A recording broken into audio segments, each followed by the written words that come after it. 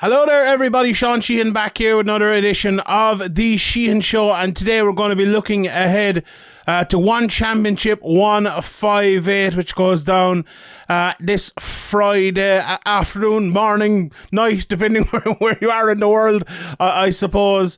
It comes off of our 157 card, which happened a couple of weeks ago. One obviously big thing from that, Buchecha wasn't able to fight on that card, but he is on this card, so I'll talk about his fight in a second. But to me, and I suppose a lot of people, he is one of their biggest stars, and it's good. I think it was COVID-19 protocols for him or his opponent, I'm not sure exactly, and that fight didn't end up happening, but he's a new opponent here, and he will be fighting on this card as well. Last time I talked about one championship, I talked about how there was lots of, there was grappling. We saw the Riotolos, obviously. Gary Tonin ended up getting submitted, and the other brother won against Shinya Aoki in a decision. But there's no grappling on this one. It's all stand-up, we'll say. There is a bit of kickboxing, all right.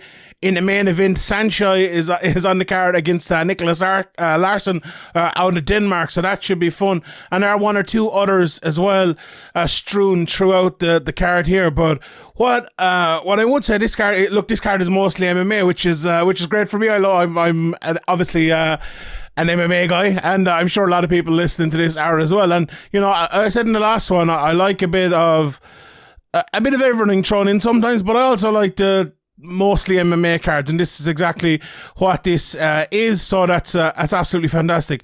And what one have on this card as well is a lot of their up and comers, a lot of fights on this card as well, which one usually have lots of fights, but it's usually lots of kickboxing and MMA and grappling and Muay Thai or whatever, but there's lots of MMA fights on this one. So I'm sure Capoza will be busy out there over the week looking through all of these fights, and the people over in America will be probably up late watching all of these. So it's a fun night for it as well. One I've had obviously over the last while, everywhere the pandemic has been kind of crazy, but I remember hearing Chatrian with Ariel talking about the situation. They obviously put a lot of things on in Singapore and other places, and the COVID-19 restrictions there were absolutely, crazy for, it's crazy everywhere, but they were crazy probably for longer than everywhere else. We here in Ireland had them up until, God, I don't know, it feels like a distant memory now almost, thankfully, but we had them very badly. We couldn't put on events, and then suddenly it changed, and we had Bellator, and then Bellator came back, and obviously cage warriors are coming back up the north here now, and maybe the UFC will be back, and Bellator will be back again, and everything, so it's great, but it's been harder, and and the reason I say that is, look how many fights you have on here. I guarantee you there's people absolutely bursting to get fights, and they'll be looking to get on this card and the next card and the card after that as well. And sometimes, I'd normally give out about it, whether it's one, whether it's cage warriors, whether it's whoever it might be, putting on big cards. But now is not the time for that, especially for promotions like One or whoever it might be, with people looking for fights. A lot of people haven't fought in a good while, and I think it's right to put on these kind of big cards. I think it's right to get people out there and get them fights as well. So what I'm going to do here today is I'm going to go through each fight. I'm going to go through their Sherdog page here, just basically kind of look up when they last fought, their record, who they're fighting against and everything like that. And I'm not going to go into as much of a technical breakdown, maybe, because I want to kind of get to everyone and kind of look at where and what is going on in this card. So let's get started there. Obviously the kickboxing, the Muay Thai is in the main event with Sanchai and Nicholas Larsson, but the on the website here anyway, the first mixed martial arts fight they have is Kwon Won-il, who's known as Pretty Boy. He's fighting out of Extreme Combat, and he's a really, really good fighter. He fought back in the end of last year, so he hasn't been out of the cage too long, and he beat Kevin Bellion in that fight, who we know is really, really good. He'd fought John Lineker before that and Bibiana Fernandez. I know he lost those fights, but he did beat Bibiana Fernandez once, and he came back, but one of the top fighters in One, so a win over him absolutely means something. And he's been around for a good few years, since 2014 now has Pretty Boy and 10 with a 10-3 record. That's a pretty good record. 8 of those have come by Wei Xie, including his last 3 in a row. Kevin Bellian knocked him out in the second round, knocked out Ruchin in the third round, and Bruno Pucci in the first round as well. All but the first 4 of his fights have been in one championship, so he's been around there since 2019. Fought Anthony Eglin, Eric Kelly and others as well. Has picked up 3 losses in one championship, but they've stuck with him and he's coming good now. And as I said, that win over Kevin Bellian is a very, very good one there. Fabricio Andrade is the next, is his opponent. Wonder Boy, he's called. He's 7-2.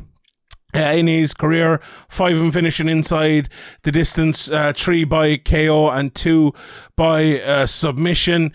He's won a good few now in a row. He went 1-2 to start his career, fighting over in Brazil. But he has won 1, 2, 3, 4, 5, 6 in a row now. His last 4 at one championship. So, it's kind of turning around for him. Last 2 in a row were first round finishes. So, a pretty good record there. He's fighting out of the Fighters Unite gym. And that fight is going to be at bantamweight. I see Sherlock have both of them listed here at featherweight. So, but the bantamweight featherweight thing in one, obviously we know about that with the weight cutting and things. So they will be they'll be fighting at that weight class. So next on the card is Lightning Reece Mclaren, a guy who's been around the scene for a very, very long time. Indeed, made his debut back in 2010. He's fought, all over the place. He's fought in his early days in Alliance and FWC and EMMA, and he's been at one championship now since 2015 and fought, some of their best. The aforementioned Bibiano Fernandez, Kevin Bellian, among others as well. He's won 2 of his last 3, lost the last time out, fought. It's over a year now since he has fought. So again, another guy who's, I'm sure, desperate to get in there and get a fight. And, he'll be looking to win that one there. He's fighting out of Potential Unlimited Mixed Martial Arts. As I said, 14-8. 11 of those have finished inside the distance, 8 of them coming by submission. And his opponent, Wei Xie, 11-3, 10 wins by KO, so only one decision in his career. Lost all 3 fights by decision as well, so only a 1 decision win. Won his last 3 in a row in one championship, and he's been fighting in one championship for a good bit now.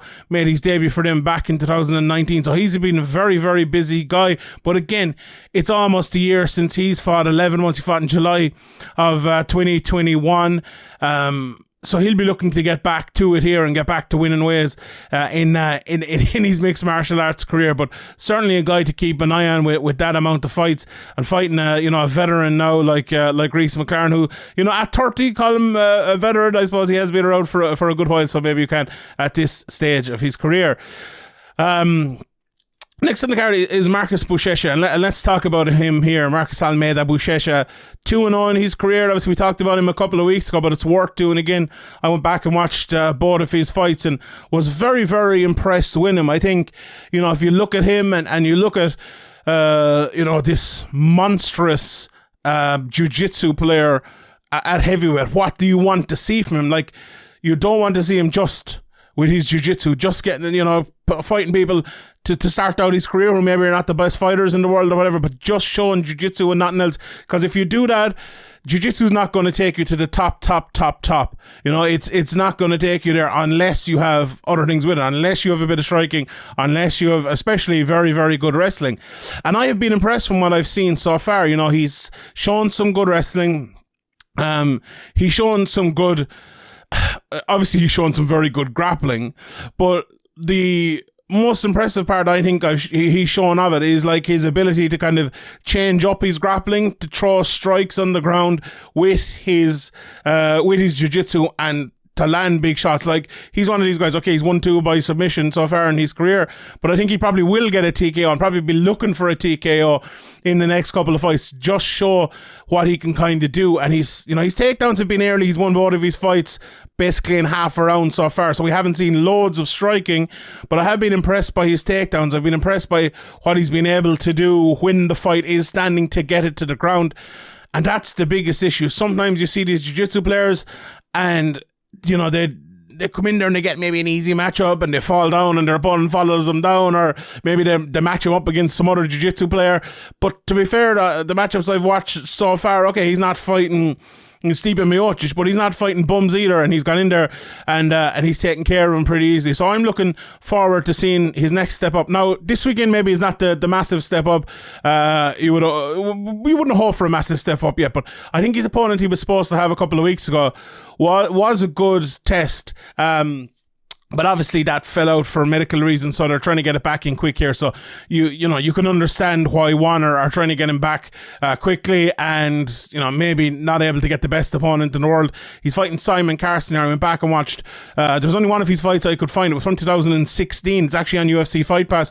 He fought Michael McDaniel, and he got the fight to the ground and absolutely destroyed Michael McDaniel. So he's not bad on the ground at all. He's fighting out of Absolute MMA in Melbourne. He, from what I can see, I looked up a bit of him. I tried to find out more. I think he's like a gym owner, and he, teaches a lot of people, and he's very good on the ground, very good jiu-jitsu and things. I'd be interested to see his other fights. He has lost once by submission. I wasn't able to find that fight. This is his first fight in the UFC. He beat Shannon Rich, I'm sure people will know, in back in 2019. So he's been out of the cage now for just about 3 years. Look, I don't think it's going to be the biggest test in the world for Buchecha, but an understandable fight on such short notice. But having said that, as well,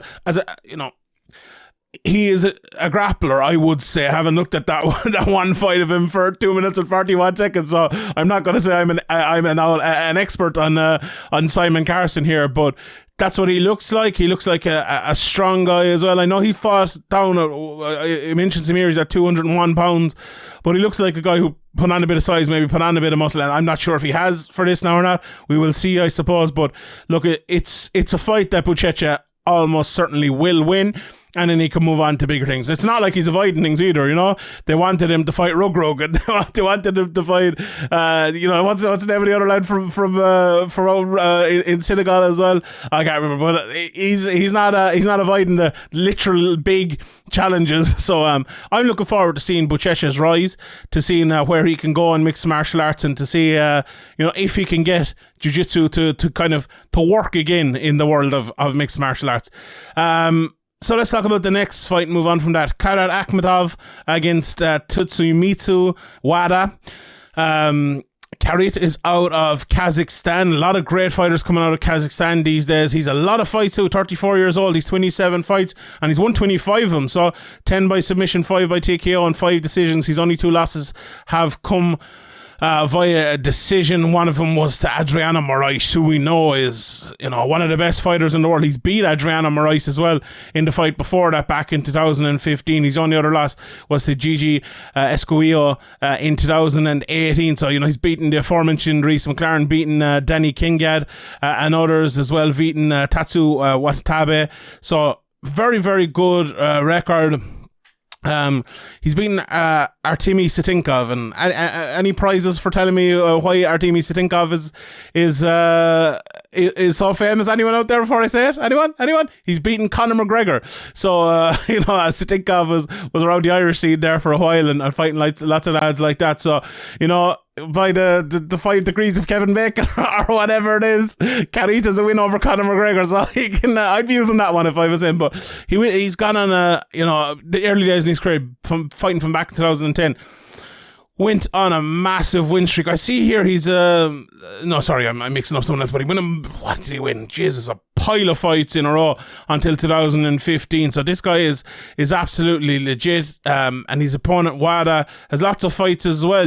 This is his his 35th fight in his career.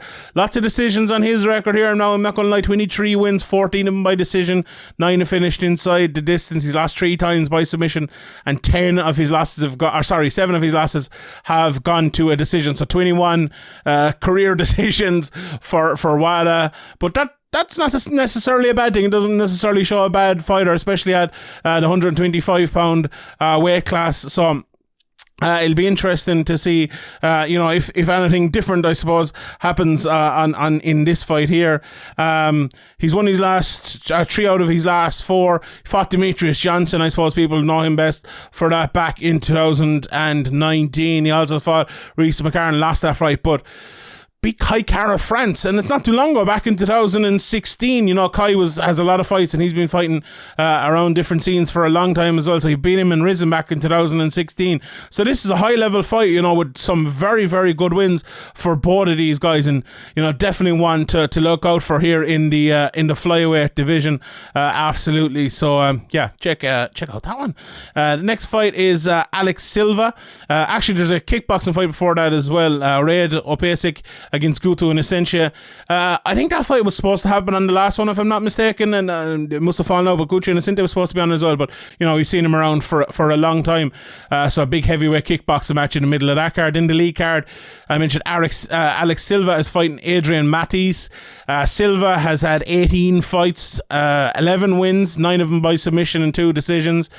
He fought Mattheis actually in his last fight as well, and ended up getting knocked out early in the second round, so they're rematching here. He's been fighting for one championship now fighting for one championship for a long, long time, back since 2015, since his 3rd fight. Obviously he'll be hoping to go on a run here again.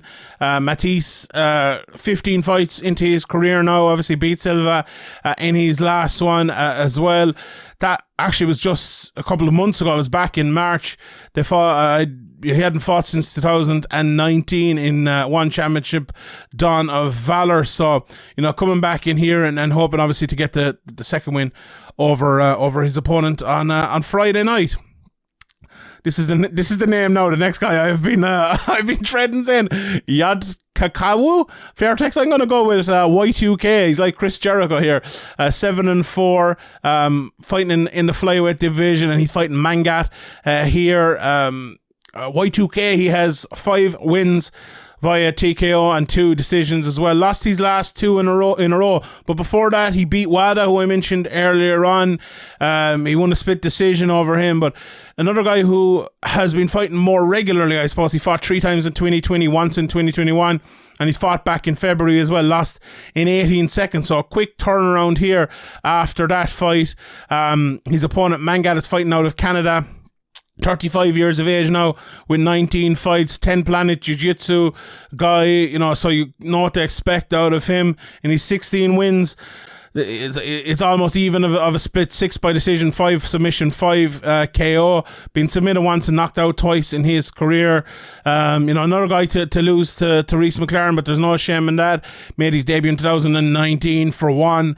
But he has some good guys in his record before that. Fought Steve Lohman, who is a really, really good fighter, fighting in one championship himself now as well. And if you see Steve Lohman in your record, these guys aren't dividing fights, because he's a very, very good fighter and always a tough matchup for anyone. So that should be an interesting one between Mangat, who I said has a good finishing rate there for the division, and as does his opponent Fairtex as well. So that should be a fun one there. We have a bit of kickboxing then coming up after that. Tutu is fighting Rusu in the lightweight kickboxing, and then we pop back to the heavyweight division where Odie Delaney takes on Mehdi Barghi. Delaney from America is 3-0 with 3 finishes, 2 submissions, and one knockout. He fought for one championship for the first time back in February, and he got that hammerlock submission after 66 seconds. So it'll be interesting to see. He's a Bravo choke as well on his career. He's fighting out of American Top Team Asheville. So it's always interesting when you see the the odd fighter from America that maybe you haven't heard of fighting for one championship and seeing how they get there and things. But it'll be an interesting fight. He's fighting Mehdi Barghi, as I mentioned. He's 4-3, fighting out of AAA team from Iran. This is his second fight on one championship as well. He lost to Ji-Won Kang back in 2021 in January. So a good 18 months out of the cage as well here. So the big heavyweights will be taking each other on here. Another heavyweight fight: Didier versus Jasur. Here we go. Mirzamukhamedov. Didier is 8-1. He's fighting out of Hill Sports Academy out of Canberra in Australia. Won his last two before losing to Nathan Reddy, whose name people might know, back in 2017. And he was obviously on a great run before that. Has only fought once in the last 3 years, but that was back in February. So, maybe the ring rust got off in that one, but he won that fight. In EFS 1 back in February, and he's taken on Jasur, who is 5-0 in his career now, a 36-year-old who's 5-0. Only made his debut in 2017, and obviously winning all his fights, 4 of them inside the distance, 3 of them by submission, one by Kimura, 1 by heel hook, and 1 by rear naked shot. So let's see, he won one fight over in Brave. This is his one championship debut. So let's see where he goes, and fighting out of Uzbekistan as well. There's lots of fighters coming from that part of the world. So being an interesting one there. Maybe a submission battle there on the ground. So two more fights. The atomweight division, there's been a lot of talk recently. I know few people have asked me on my Q&A over in Severe Man and other places about possibly the UFC opening the atomweight division, and I would be in favour of it, honestly. And there's an atomweight fight on here as well. We've Jennifer Olsim, who's fighting out of the Philippines. She's taking on Juicy Mezabarba, who's fighting out of Rio de Janeiro in Brazil. Olsim is a 5-3 in her career. 3 decision, 2 submission wins, 2 submission losses, and 1 decision loss as well. Has been fighting in one championship since 2018. Last fought the end of last year, and towards the end of last year anyway, in October, and she'll be looking to pop back here as well with another win. As for her opponent, Mezabarba, she fought Stamp Fairtex in that fight people will probably remember from back in 2021 when she lost by decision, and then obviously Stamp went on to fight for the championship against Andrade and did a good job of that. But before that, she beat Mei Yamauchi and had a very, very good run there. Before she signed for one championship. That Yamauchi fight was her debut in one championship back in September of last year. She fought again, obviously, in October and lost that, but hasn't fought since. So, someone who started fighting back in 2014, fought a couple of times and then wasn't seen around from 2015 2018, and obviously the pandemic kind of hit in between 2019 and 2021. She didn't fight as well, so she's had big breaks in her career and is coming back here at the age of 29, I suppose, and will be looking for a big win. When you lose to Sam Fairtex, there's no shame in that, and obviously she is lost as well, so there might be a spot open there in that division. And in the last fight on the card, Kyung Lok, who I believe is 0-0, haven't been able to fight. I don't think he has a Sherdog page yet, but he's fought a couple of Muay Thai fights, I believe. People probably know him better than me now. So he's an open book, lads, and he's fighting Edson Marques Panico, who is 9-2, fighting out of New Level Muay Thai Academy. Lost his last 2 in a row in one championship, both his one championship fights.